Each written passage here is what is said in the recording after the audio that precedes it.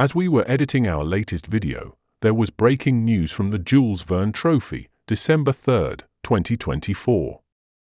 The Trimaran SV Al Azatigue has abandoned its Jules Verne Trophy record attempt following a failure to the starboard foil. The team have now turned around to Concarneau to repair and hold for a new weather window. More news when it comes to hand. Meanwhile, Thomas Cavil and his crew on Sodibo are still full on with their record round the world attempt. Thank you.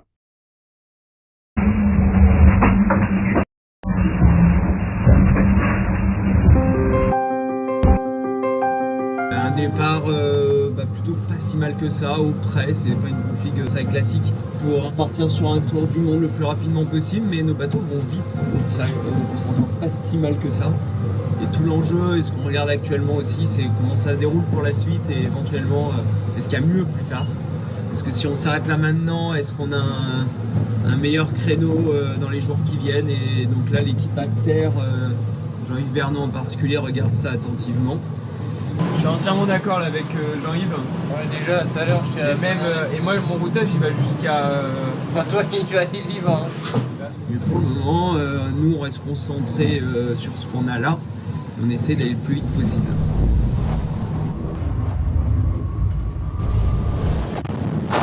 La mer n'est pas très organisée, c'est compliqué d'aller vite. On essaye de pas trop jouer à saut de mouton. Et ça avance.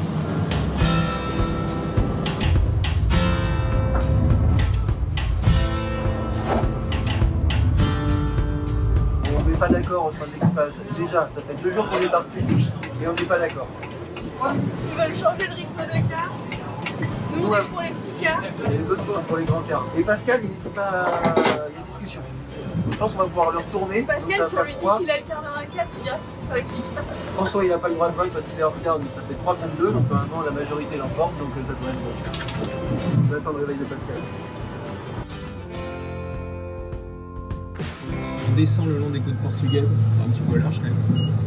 Et le vent faiblit, donc le gros enjeu là, ça va être de trouver le bon timing pour envoyer les voiles et arriver à se glisser dans un couloir de vent, grosso modo entre les Açores et le Portugal. Voilà. Donc pour le moment, on est concentré là-dessus.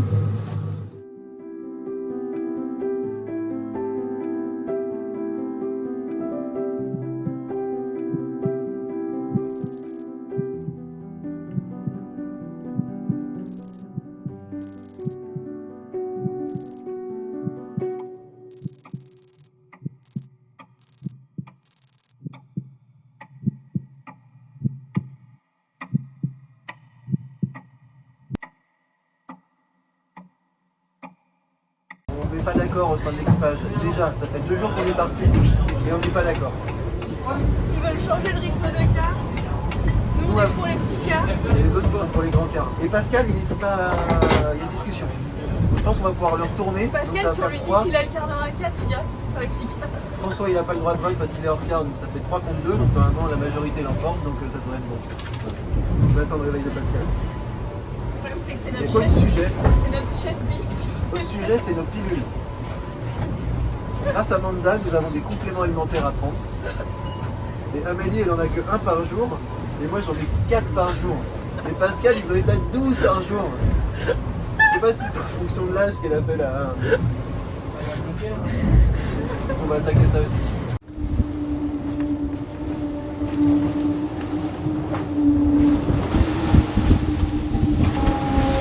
Ouais, la transition avec l'anticyclone, elle est pas facile.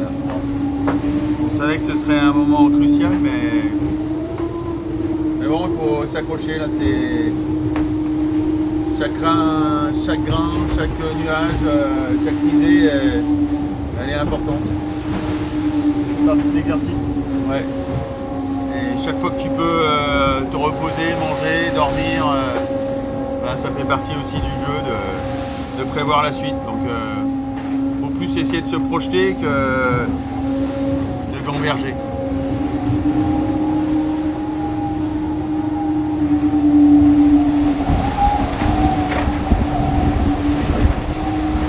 J'ai fait un peu secouer quand même, hein. Les 36 premières heures c'était C'était annoncé, mais ça n'a pas dérogé à la règle. On a bien pris le bateau tient, donc le bateau à 100%, ça c'est cool.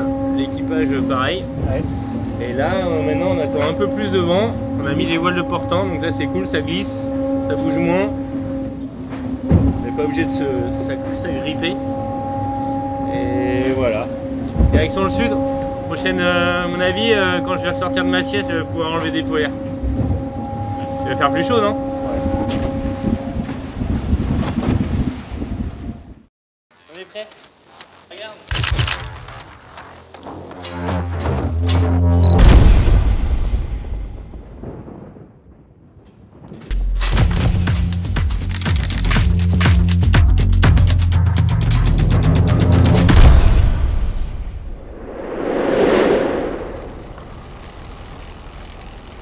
J'ai commencé la voile à l'âge de 7 ans.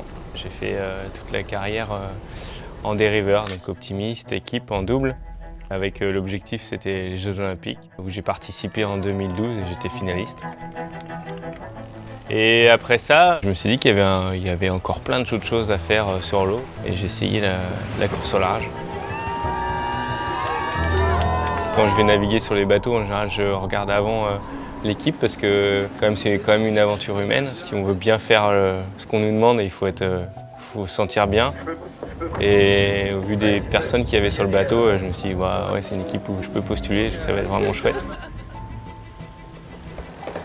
Je suis bien en confiance avec ce bateau, je le trouve vraiment fiable. Donc ça c'est grâce à une équipe technique qui vraiment travaille super bien. Tous les jours on trouve des nouvelles solutions pour aller de plus en plus vite. Le trophée Jules Verne, la grosse différence, c'est qu'on est en mode record, donc on se bat vraiment contre le temps et pas contre des adversaires. À chaque fois on dit allez, il faut remettre du charbon, mais là, est-ce qu'on en met? Est-ce qu'on en met trop? Est-ce qu'on n'en met pas assez? Si on le pousse à 300%, ben, on risque de ne pas faire le tour. Si on le pousse qu'à 80%, eh bien, on risque de ne pas réussir à remporter le record. Là, la préparation qui est mise en place, je trouve ça vraiment sympa dans l'équipe. Il y a pas mal de préparation pour souder l'équipage, donc un peu de préparation mentale pour pas qu'il y ait de déçus, pour pas qu'il y ait de frustration. Donc ça, je trouve ça très très intéressant. Ce que j'aimerais apporter à l'équipage, mais je pense qu'ils sont tous comme ça, ils ont tous envie de gagner, mais ouais, c'est l'esprit de la gagne. C'est pour ça qu'on fait de la compétition.